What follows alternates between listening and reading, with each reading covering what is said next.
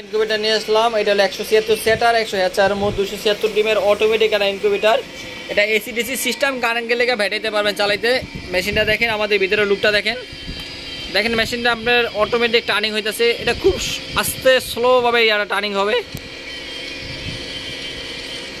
আর মেশিনটা আপনার ভিতরে আমাদের ফিনিশিংগুলো দেখেন। আপনি এই জায়গায় ফ্যান ইউজ করেছে মোট 4টা।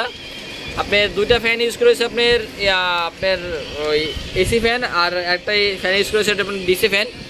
আর যেটা আপনার ডিসি ফ্যান এটা আপনার কারেন্ট গেলে ব্যাটারিতে চলবে ফ্যানটা। আর এটা আপনার কন্ট্রোলার সাইডটা দেখেন আপনারা।